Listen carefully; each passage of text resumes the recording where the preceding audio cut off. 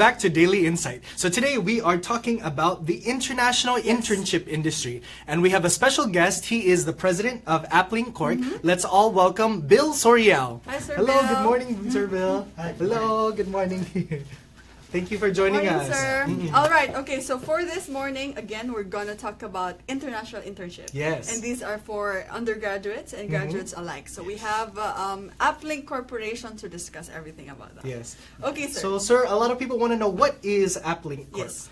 Applink Corporation stands for Apprentice Link Corporation. Apprentice. So we're Okay. engaged in international internships. So we send students overseas, particularly in countries of Canada, Japan, okay. and Spain. You know what? Nung Wow. college ako, I wanted that. Really? Oo, talaga. Kasi di ba parang OJT abroad. Yes. Well, back then Diba? they didn't have that. So that was so long ago. Kaya nga But eh, now so- they do. Now they do international internship. Okay. Sir, so paano kayo nag-start? It started when a friend of mine introduced a business owner in Spain. She was here in the Philippines then, talking to universities and colleges. Okay. And she's offering their services. Unfortunately, when they learned that they have to facilitate so many stuff here in the Philippines, so they decided to look for an office here to A represent partner. them. Okay. So that's where we come in. Oh, okay. So then where you come in, what are your services then as part of your company? Yes. Well, Applink Corporation provides visa services, documentation Okay. services, and of course, the international internship. Okay, so when you started partnering with Nexus, yun Okay. yung Nexus, sir, diba? Yes. Okay, they are based in Spain? Yes. Okay. When you started partnering with them, that's when you focus on sending students abroad? Yes. Okay. Before, my line of business is travel and tour. Travel and okay. tour. So, but the Commission on Higher Education would not allow travel agencies to engage in international internships, so we have to change the operation of our office. Oh, okay, so you changed okay. everything when you met Nexus. Yes. Okay, Nexus is? Nexus is a training and mobility partner In based Spain. in Barcelona, Spain. Oh, okay. okay. Training and mobility partner, meaning they also facilitate yung mga internship? Yes, they are catering to currently enrolled students Okay. and those who are already working in managerial and supervisorial positions. Okay. Ah, okay. So then the- that would satisfy, for the ones who are in school, that would satisfy their OJT requirement? Yes, precisely. Oo, okay. kumbaga they are the foreign counterpart Yes. of you. Yes. Okay, so now they found you, naging partners kayo, and Yes. that's when you started sending students Yes. abroad. Wow. Okay. Imagine to do OJT in Spain. Kaya nga eh, tapos and you are 16, 17. Diba? Sayang Social. nun. Oo nga. Tsaka hindi lang yun, it's the independence, you know, the Yes. culture. Okay. Anyway, we'll talk more about that. But we have to ask muna, sir, of course, what's the inspiration? Aside from you meeting the representative of Nexus, why did you want to engage to this business? Well, being engaged in travel and tour, I've seen so many talents or skilled Filipinos who are not given that opportunity penetrating the international market, particularly in courses which we are now catering for.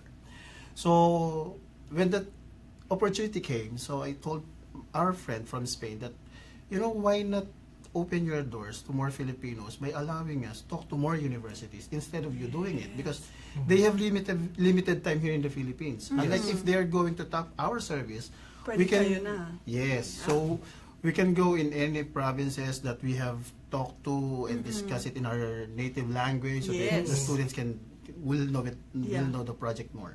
Ah, So okay. you wanted to give opportunity for the Yes, Filipinos, diba? yes. Yeah, Rans, kasi mahirap for Filipinos actually to travel, diba? It's not Oh. like, well, you're an American citizen, you can travel the world. But Filipino citizens, of course, and maraming estudyante gusto talagang ma-experience sa international Yes. internship. So, yun, good thing na yun yung nag-inspire, Oo. nag-motivate kay Sir Bil. And marami rin kasing misconceptions about what international internship is. And just like what you said a while ago, na before walang international internship, but the truth is meron na 1980s pa lang. Kaya lang See? hindi 80s pa lang. Pero hindi ganun Hindi ko kasikat. lang nakilala Yes, nun si Sir correct, Bil. correct. Hindi ko pa kilala. Hindi pa siya ganun kadami ang nag-o-offer. So, if you want to go to other country for you to pursue your internship, you really have to do it by yourselves. Hindi kagaya nga ng dami ng Correct. opisina na Yes. nag-o-offer. Oo. And then there's a lot of offices. Sometimes you don't know if those are Yes. real, Legit. Yes. legitimate. Oo. Maybe they're scams. So you need to look for the accreditation, things like that. Correct. Oo. Okay, so on the next part of today's episode, on the next segment, we will learn the process. Yes. Okay, paano kung if you're a student,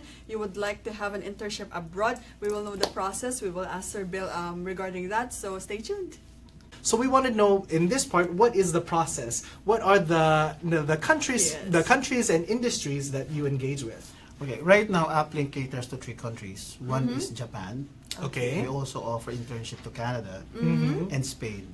Ah, okay. Internship in Japan, Canada, Oo. Spain. Wow, that sounds good. Okay, ano sir yung mga industries? Okay, for example, in Canada, what are the industries that you engage in or where you send the students to? In Canada, we accept students enrolled in culinary courses, Okay. HRM courses, tourism HRM. courses, yes. Hotel, restaurant management. Yes. Yes. that We also industry. have medical courses. So mga nurses? Nurses, Oh, doctors, okay. dentists, PTs. Wow. We also have business courses Oo. and IT courses. Halos lahat, Oh, di ba? yeah, The that's a business, lot. in this IT, medical, and tourism. Tourism. Hotel, Yes. restaurant. Okay, how about sir in Japan? In Japan, they cater to IT and Okay. agricultural courses. Agricultural. Oh, I didn't know they have that in Japan. Nice, di ba? Okay, so I hope everyone's listening, di ba? Lalo na mga Yes. interested mag-intern abroad. Okay, so sa Japan naman, mga IT at agriculture. Oo. And what else? With Spain. Spain. What's the Spain, they industry? are catering to gastro-culinary students or enrolled in Gastro-culinary. gastro-culinary students. What's a gastro-culinary? Gastro. Chef. Oh, Okay. Halata hindi ako Gastronomic, sa diba? culinary. You just love to eat. Yes. Okay. And those who are enrolled in HRM Yes. and tourism courses. Okay, so Wow. Canada yung pinaka-open sa halos lahat ng industry. Yes. And Spain naman yung focus, I think, sa, food, the hotel, restaurant. Imagine if you do your internship there, you learn Yes. Spanish cuisine, European cuisine. Correct. Oo. Okay, now I'm so curious, yung accreditation tsaka legitimacy, sir, how would you assure the students that the university or my college would acknowledge yung internship ko? Oo. One good thing about it, the government has already tasked the Commission on Higher Education Check. to regulate the international internship.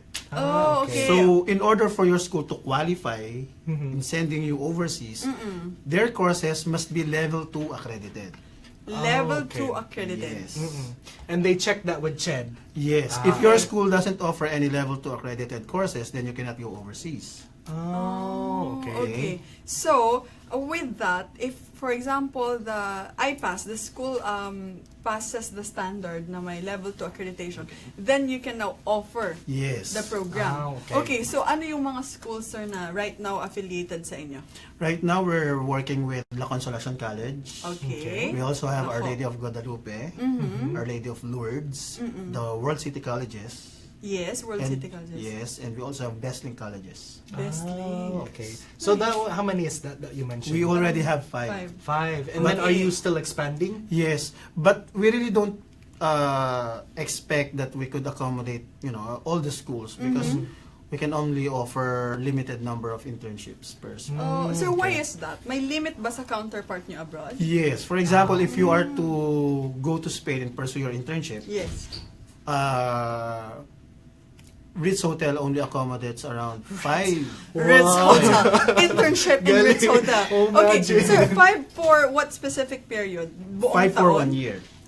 So usually the internships are for how long in each country? Well, it depends. Okay. Canada offers their internship for a minimum of 1 month to 6 months. Shell naman yun. You paid for a lot for 1 month Oo. lang. Yeah. Kung ako 6 months. Yes. Yes. 6 months away from... That's where you can enjoy everything, right? Yes. Yeah. Okay, so ang guys, our dear viewers, ang internship sa tatlong countries na to, minimum 1 month, Minimum 1 month. up to Yes. 6 months. But in Spain, they also have 1 year? Yes, that's for the year. supervisorial and managerial Oo. positions. Sir, so Oh, ano okay. ba to? So if you're saying that the slots are actually limited within a year, first come, first serve.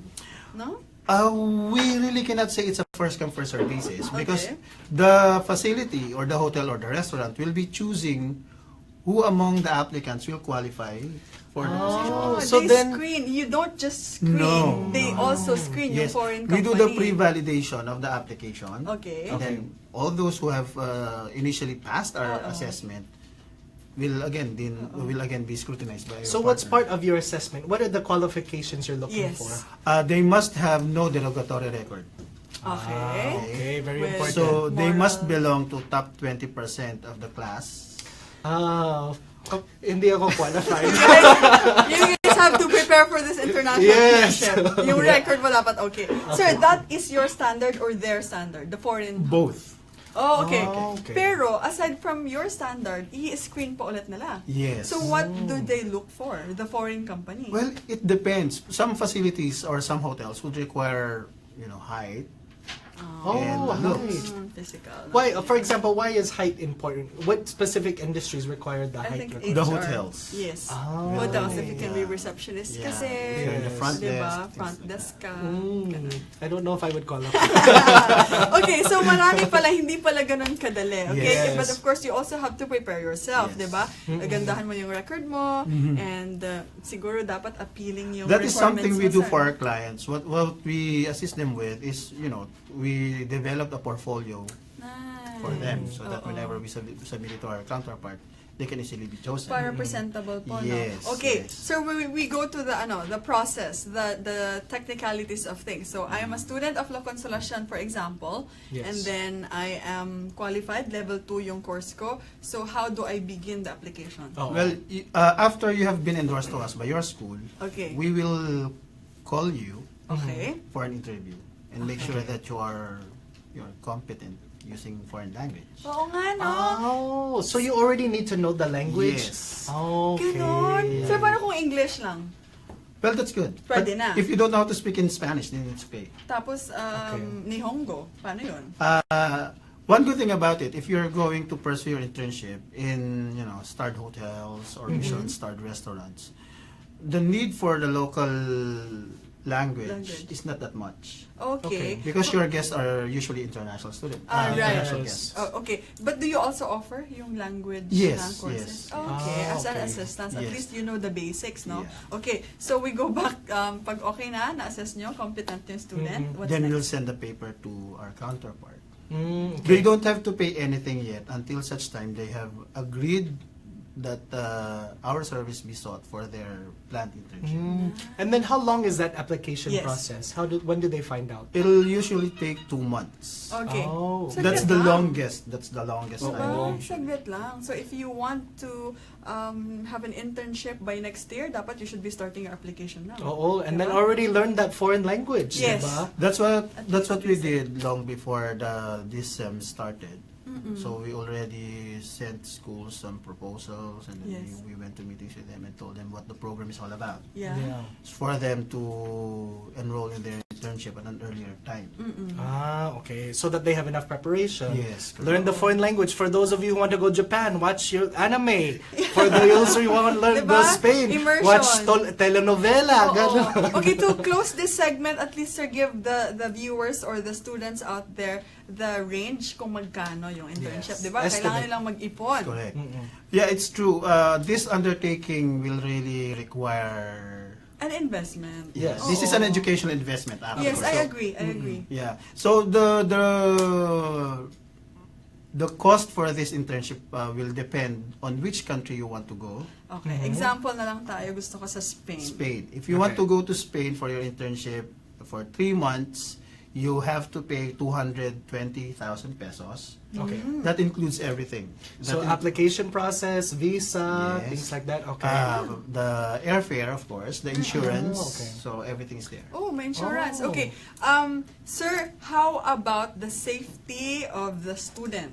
Kapag dating niya doon, ano yung mga facilities na available? Our partners always provide a 24/7 hotline wherein you can call for anything, any Emergency emergency. support. that's good. Wow, at Oo. least you feel safe, di ba? Yes. Okay, and do we get allowance from the company? Yeah, definitely. It's Wow, may kaya sweldo. pala.